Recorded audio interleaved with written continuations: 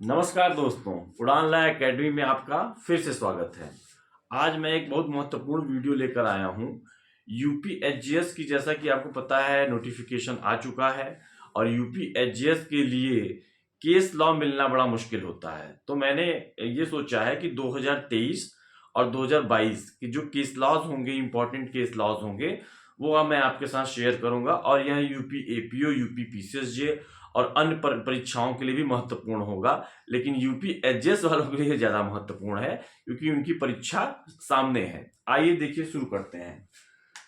सबसे पहले केस का नाम है Pushan Majumdar versus union of India 2022 supreme court.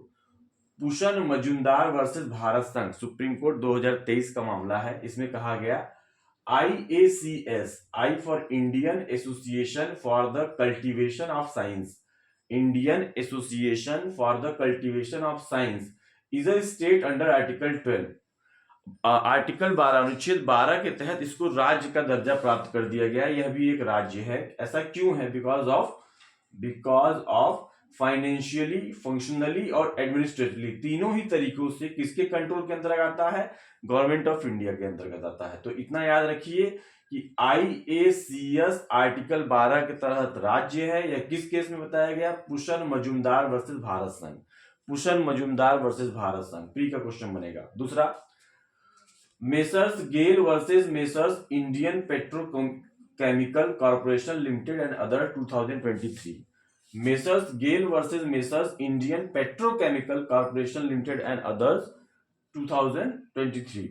Supreme Court held GAIL is a PSU, Public Service Unit, so comes under Article 12 of Constitution। तो अगर ये पूछा जाए कि गेल को किस केस में बताया गया कि आर्टिकल 12 के तहत ये राज्य है, तो Messrs GAIL versus Messrs Indian petrochemical corporation limited and others 2023 MS। उसके बाद हम आगे बढ़ते हैं। ये तीसरा वाला जो केस है बहुत इंपॉर्टेंट है। Common cause versus union of India 2023 supreme court. इससे पहले यही केस आया था, common cause versus union of India 2018 में ये केस आया था, जिसमें पैसिव इथेंसिया को माननीय उच्चतम न्यायालय ने स्वीकार कर लिया था और उसके कुछ गाइडलाइन जारी किए थे। अब इस केस में कुछ नए गाइडलाइन माननीय उच्चतम न्यायालय ने जारी किए हैं, जो यहाँ हम देखने जा रहे हैं। आप देख रहे हैं कि आजकल केस बेस्ड क्वेश्चन पूछ दिया जा रहा है कि बताइए इस केस में क्या क्या फाइंडिंग आई। तो उस लिहाज से ये मेंस के लिहाज से बहुत इंपॉर्टेंट क्वेश्चन बनेगा, तो कृपया ध्यान से इसको देखिएगा। इस वाद में माननीय सर्वोच्च न्यायालय की बेंच ने, 5 जजेस की बेंच थी, ने पैसिव इथेंसिया के बारे में दिशा निर्देश जारी किए हैं, जो निम्न है। पहला, रिश्तेदारों को बीमारी की गंभीरता को बताना होगा। जो भी डॉक्टर्स होंगे, जो भी फिजिशियन होंगे, उनको बीमारी की गंभीरता को रिश्तेदारों को बताना होगा। द्वितीय, चिकित्सीय जो बोर्ड बनता है, बीमार के अक्षम होने पर परिवार की सहमति अनिवार्य है। अगर जो बीमार है वो यह सहमति नहीं दे पा रहा है कि हाँ हमारा पैसिव कर सकते हैं, तो जो परिवार के लोग हैं उनसे वो सहमति प्राप्त करें, कंसेंट प्राप्त करें। कौन? द्वितीय चिकित्सीय बोर्ड। आपको पता होगा इसमें 2 बोर्ड बनते हैं, एक प्राइमरी मेडिकल बोर्ड और एक सेकेंडरी मेडिकल बोर्ड। फिर दूसरा पॉइंट है, एडवांस डायरेक्टिव को नोटरी या गस्टेड ऑफिसर से प्रमाणित कराया जा सकता है। अब जुडिशियल मजिस्ट्रेट की आवश्यकता नहीं है। पहले जुडिशियल मजिस्ट्रेट ही प्रमाणित कर सकता था, लेकिन अब नोटरी और गस्टेड ऑफिसर्स द्वारा भी जो ये एडवांस डायरेक्टरी है, एडवांस डायरेक्टरी का मतलब ये है जिसमें सारी चीजें लिखी होंगी, किस तरीके से इसका क्रियान्वयन किया जाएगा, उसको जो है प्रमाणित कराया जा सकता है, अटेस्टेड कराया जा सकता है। किससे?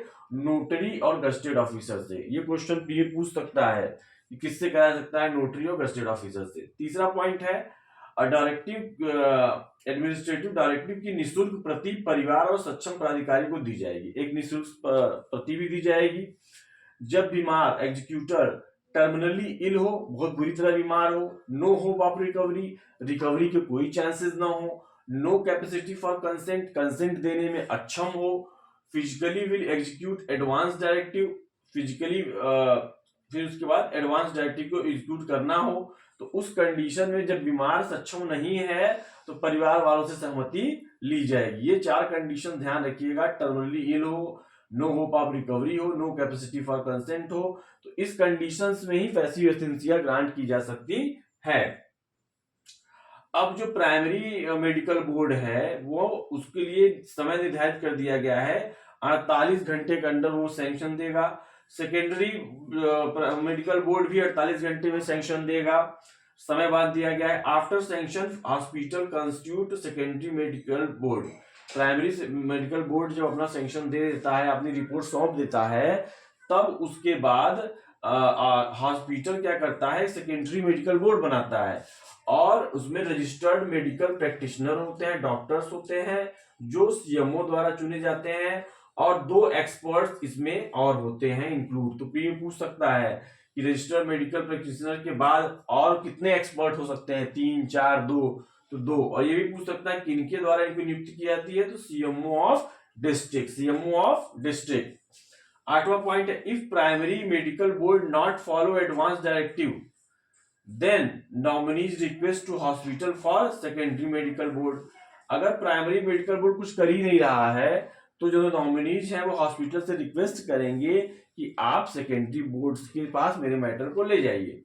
If withdraw treatment withdraw by secondary medical board, अगर सेकेंडरी मेडिकल बोर्ड ट्रीटमेंट को विथड्रॉ करने से मना कर देता है, तब नॉमिनीज या हॉस्पिटल कहाँ रीट करेंगे, उस अधिकारिता वाले हाई कोर्ट में वो रीट करेंगे। रीट करके वह जो है पैसिव एक्सेंसिया की मांग कर सकते हैं। तो ये बहुत महत्वपूर्ण निर्णय है, फिर से सुन लीजिए। Common cause versus union of India 2023 इसी नाम का केस है, 2018 में भी आया था और इसमें 9 नए गाइडलाइन आए हैं। इसको आप स्क्रीनशॉट ले लीजिए या मेरे टेलीग्राम चैनल उड़ान ला एकेडमी से आप इसको प्राप्त कर सकते हैं। मुझे उम्मीद है आपको वीडियो बहुत पसंद आया होगा और आगे भी जो वीडियो मैं बनाऊंगा उसमें मैं यूपीएचजीएस के लिए केस लॉ की एक सीरीज लेके चल रहा हूं। मैं प्रयास ये करूंगा कि हर सब्जेक्ट की केस लॉ की सीरीज 2023 और 2022 की आपके पास इंपॉर्टेंट केस लॉ पहुंच जाए। तो बहुत बहुत धन्यवाद। जय हिंद।